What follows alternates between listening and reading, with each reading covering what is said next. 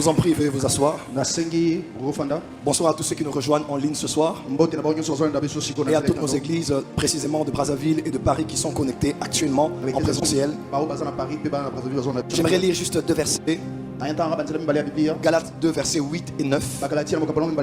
Car celui qui a fait de Pierre l'apôtre des circoncis a fait de moi l'apôtre des païens. Et ayant reconnu la grâce qui m'avait été accordée, Céphas, Jacques et Jean, qui sont regardés comme des colonnes, me donnèrent à moi et à Barnabas la main d'association afin que nous allassions nous vers les païens et eux vers les circoncis. Amen. Amen. Ce soir, un grand honneur m'est accordé, celui d'introduire pour une deuxième fois ici sur cet hôtel notre orateur de ce soir. Anouka subit par des circonstances prophétiques une prolongation de 3 jours. Mais le sceau de cette Anouka sera posé ce soir. Je suis très honoré de présenter notre orateur. Le présenter a toujours été très difficile pour moi, car je suis pris entre mes émotions, l'histoire, mon enfance et ce que je connais de l'église sur le plan spirituel.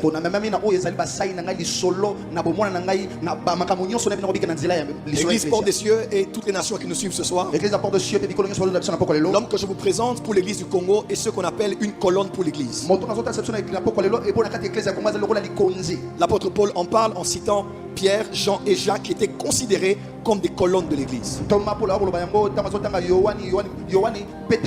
Il y a beaucoup de prédicateurs, mais tout prédicateur n'est pas une colonne de l'église. Il y a beaucoup d'apôtres, mais tout apôtre n'est pas une colonne de l'église. Il y a beaucoup de très bons conférenciers, mais tous ne sont pas des colonnes de l'église. Jésus est la pierre angulaire, mais il y a des hommes que Dieu a travaillé pendant des décennies, qu'il a fait passer par le feu, qui ont fait un travail considérable tant dans la chair que dans les sphères spirituelles, et qui représentent des colonnes sur lesquelles l'église tient jusqu'à ce jour. L'homme que je présente n'est pas qu'une colonne pour l'église du Congo. S'il ne faut parler que de l'église du Congo, il est un des pères de notre pays. Selon le témoignage qu'il m'avait donné la grâce d'écouter de sa part, il était un fidèle fils de Alexandre Aïdinabala, que je vous prie de célébrer et de bénir le Seigneur pour sa mémoire. Il m'a donné énormément de témoignages. Nous ne le connaissons que des histoires, mais il a été son fils, son interprète et responsable même de la chorale, en ayant géré beaucoup de choses à Nzamé Malamu à l'époque. Dans des bibliothèques, on appelle certaines personnes des bibliothécaires.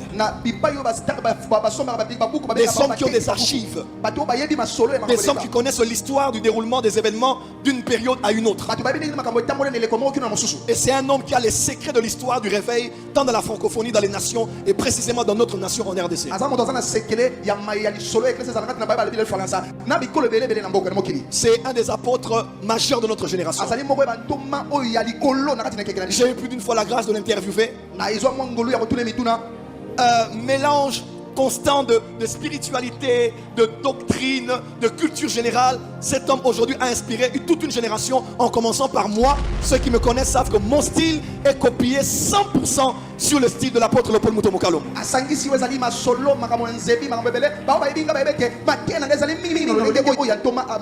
Cet homme n'est pas qu'un prédicateur, mais il est l'homme à la langue brûlée.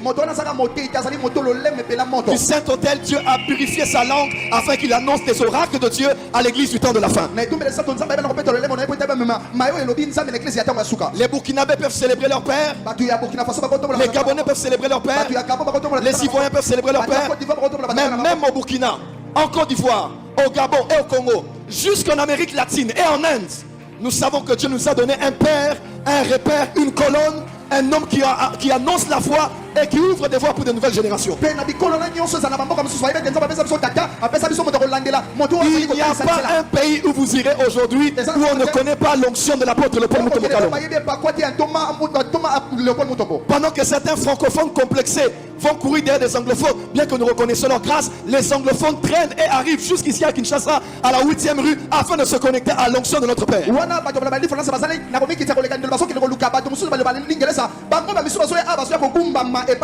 Cet homme n'est pas un père pour moi, parce que je peux être le petit-fils de ses fils. Il a baptisé des grands que vous connaissez dans ce pays. Il a encadré des grands tant sur le plan ecclésiastique que sur le plan séculier. C'est l'homme que Dieu a oint pour révéler à l'église le mystère des autels et de la destruction des autels. Est-ce que quelqu'un est prêt ce soir? C'est l'homme qui amène l'église à la haute spiritualité en Jésus-Christ. Des messages sur la délivrance, des messages sur l'affaire, les affaires, les finances et l'entrepreneuriat, en passant par des messages sur le ministère. Cet homme est en train de lever une armée dont je fais partie en ces temps de la fin qui va bouger le monde. Mais j'aimerais vous dire avant toute chose, avant de le faire venir, je me permets aujourd'hui de dire quelque chose que je n'ai jamais dit. Le présenter ainsi, tout le monde peut le faire. Mais en tant que fils, j'aimerais vous dire quelque chose d'un peu plus personnel. Alors que Jean pleurait, la foi a dit: voici le lion de la tribu de Juda. Mais lorsque Jean s'est retourné, il n'a pas vu le lion qu'on avait annoncé. Il a vu un agneau. Parce que les grands leaders, lorsqu'on entend parler d'eux, on les présente comme des lions.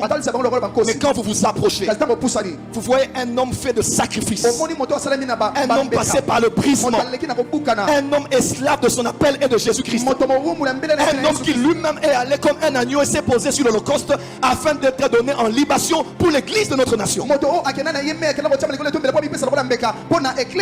Une fois j'avais un souci avec un pasteur qui m'attaquait sur internet. Pasteur Dani le sait, tous les pasteurs le savent, tous mes avocats le savent. Je m'étais dit, je portais cette plainte. Il était contre moi, contre ma femme. Il attaquait tout ce que je faisais. Mais pourquoi il m'attaque ainsi? Et je voulais répliquer judiciairement. Papa m'a parlé. Je l'ai parlé. Il m'a dit: mon fils, tu ne le feras pas. Je voulais, tu ne le feras pas. Et le jour là, il m'a dit une phrase.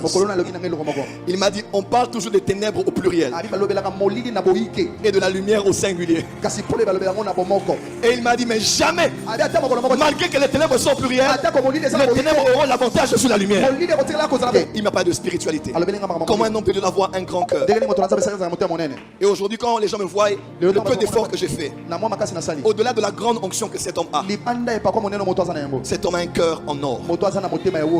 Ceux qui le connaissent de loin connaissent le lion. Mais ceux qui se sont approchés ont vu un vrai esclave de Jésus-Christ. Si je commence à vous donner des témoignages ici, d'autres vous allez pleurer. C'est un homme qui aime l'église, qui aime les saints, qui a une vue panoramique du corps de Christ et qui a une nourriture convenable au temps convenable. Alors ce soir, si vous êtes d'accord avec moi, vous êtes à l'extérieur ou ici à l'intérieur, comme jamais on l'a fait à la porte des cieux. Vous êtes même en ligne ce soir.